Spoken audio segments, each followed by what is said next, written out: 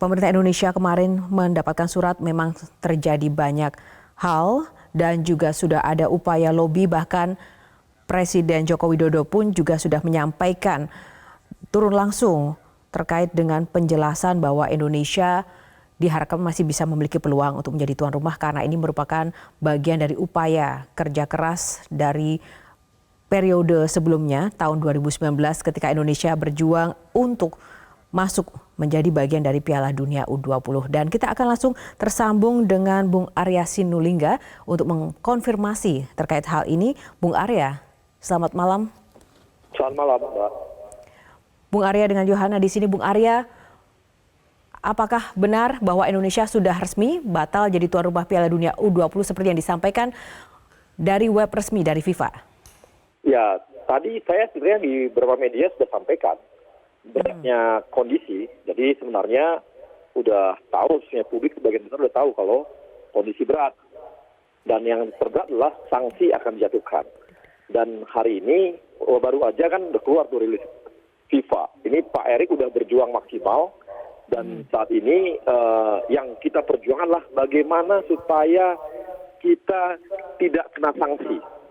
Kalau kita baca rilisnya rilisnya FIFA itu kan clear ya bahwa mereka mengatakan itu tertulis bahwa mereka lagi mempertimbangkan sanksi untuk Indonesia. Dan ini yang beratnya sanksi nanti. Kalau kita sampai dikucilkan di ban seperti tahun 2015, ini yang paling berat. Nah, Bung Arya, sebelum kita membahas potensi sanksi terhadap Indonesia, apa sebenarnya menjadi alasan utama FIFA membatalkan Indonesia sebagai tuan rumah? Karena kita tidak mampu memberikan kesetaraan kepada seluruh peserta sepak bola. Seperti kemarin kita drawing, kemarin kita gagal dengan pertimbangan mengatakan bahwa nggak mau terima karena ada Israel. Kemudian juga kita menyampaikan apa adanya bahwa negara kami, apakah kita bisa seperti ini, bisa negara kita pakai dua negara, apakah bisa Israelnya tanpa ada bendera, tanpa lagu dan sebagainya, tanpa ini ya. Atau Israelnya nggak ada, wah itu mereka nggak mau karena mereka tidak boleh membuat diskriminasi terhadap negara-negara peserta. Karena itu adalah statuta FIFA, gitu. Oke, nah poin-poin utama apa yang disampaikan oleh Ketum PSSI Erick Thohir untuk melobi? Yang pasti ya semua yang ada terjadi di Indonesia, yang kita jadi pertimbangan banyak hal itu, masukan dari publik sebagainya, itu yang kita sampaikan. Baik, jika demikian lalu potensi sanksi seperti apa yang dimungkinkan akan diterima oleh Indonesia? Nah, ini yang kita bisa jadi di ban seperti tahun 2015, kita tidak lagi di ban sampai kita nggak tahu sampai berapa lama gitu ya. Dan itu yang kita khawatirkan karena ban-nya itu nanti bisa kita dikucilkan, kita nggak bisa ikut pertandingan internasional, Liga 1, Liga 2, Liga 3 kita nggak bisa karena itu kan bagian dari FIFA ya. Ini kita di Liga Tarkam, ini berakibat kepada seluruh pemain kita. Bung Arya, sekali lagi ya, kita hanya ingin memastikan, berarti ini sudah final ya? Tidak ada lagi ruang untuk upaya banding ataupun lobby lagi? Ya nggak ada. Udah. Yang kita perjuangkan, misalnya Pak Erik ini berjuangnya adalah bagaimana supaya kita tidak disanksi. Apa yang akan dilakukan oleh Pak Erick Thohir? Ya, ini pasti kita belum tahu. Pak Erik akan usaha untuk bagaimana, karena itu ada komitmen juga dari FIFA mengatakan mau mengembangkan Indonesia sepak bolanya, menghargai Pak Jokowi dan sebagainya. Kita harapkan nanti ada hal yang kita bisa bawa lah. Pak Erik bisa bawa sesuatu yang bisa meyakinkan mereka bahwa kami jangan disanksi. Baik, potensi sanksi ada, tapi seberapa besar sanksi itu bisa didapatkan Indonesia? Itu kan rilisnya udah keluar tuh dari FIFA. Coba dibaca bahwa FIFA lagi mempertimbangkan sanksi buat Indonesia. Artinya sudah akan ada sanksi, tapi sanksi seperti apa itu belum diputuskan. Apakah ada informasi kapan sanksi itu akan dikeluarkan oleh FIFA? Belum tahu. Disitulah nanti ada ruang-ruang kita untuk bernegosiasi. Bila nanti Pak Erik kita berusaha juga, kita berusaha, Pak Erik berusaha untuk bisa bernegosiasi. Oke.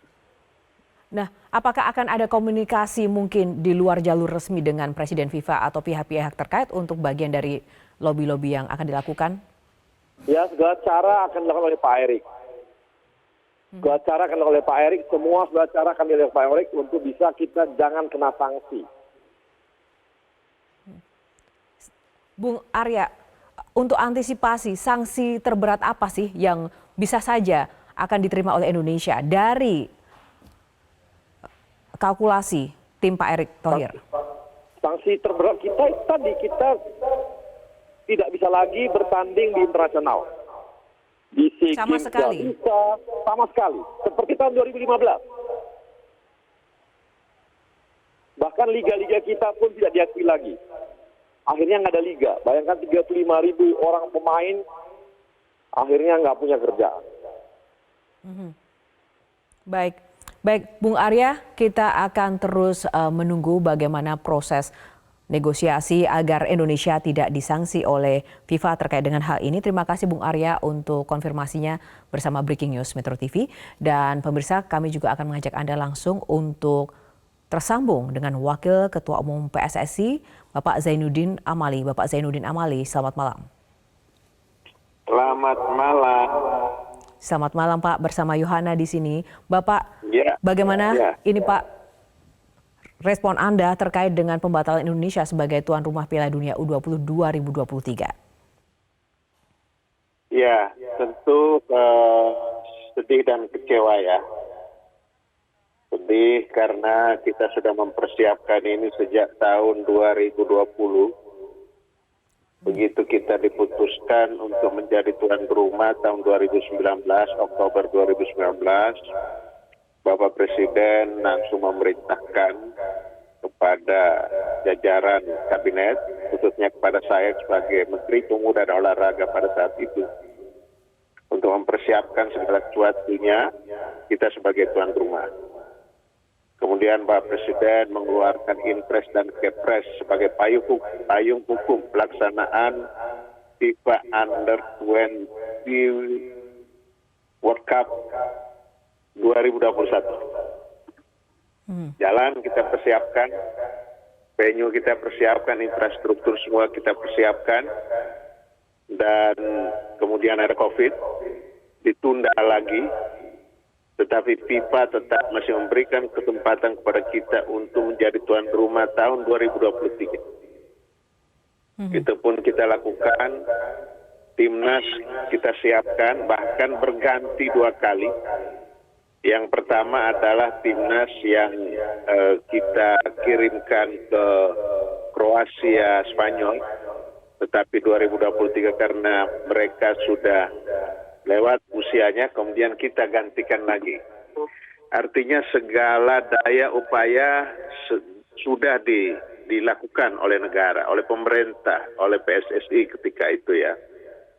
Nah, akibat dari pro kontra kita terhadap salah satu tim kesebelasan yang memang harus menjadi peserta karena lolos kualifikasi sesuai aturan FIFA, kemudian membuat kita akhirnya diberikan kepastian malam ini oleh FIFA bahwa penyelenggaraan U20 itu di Indonesia dibatalkan.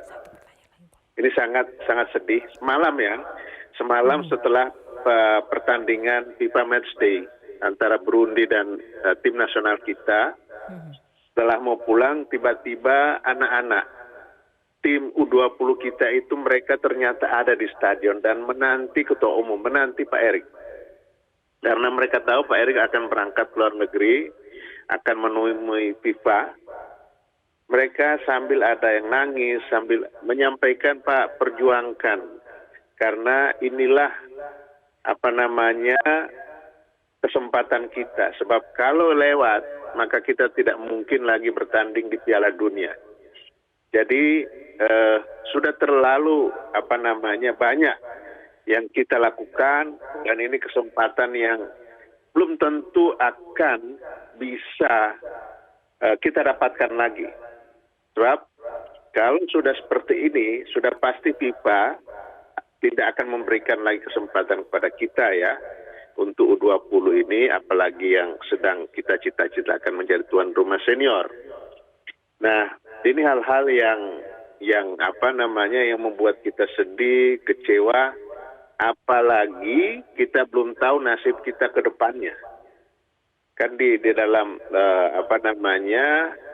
rilis FIFA itu yang baru diputuskan adalah tentang ditiadakannya U20 di Indonesia.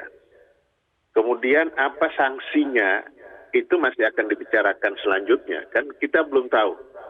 Dan bahkan masih akan dijadwalkan pembicaraan selanjutnya kepada kita. Jadi itu Yohana ya, saya mengawal ini sejak 2019 sampai dengan saya berhenti dari Menpora, tapi saya tetap masih bantu Inafok dan LOC di PSSI, dan ya hasilnya seperti ini. Saya kira ya kita menanggung semua ini, dan saya tidak tahu seperti apa. Saya belum bisa membayangkan masa depan sepak bola Indonesia yang menurut survei sangat digemari oleh sekitar kurang lebih 70% rakyat Indonesia akan seperti apa nasibnya. Baik, Bapak Zainuddin Amali, Wakil Ketua Umum PSSI, terima kasih untuk konfirmasi dan juga ulasannya dalam Breaking News Metro TV.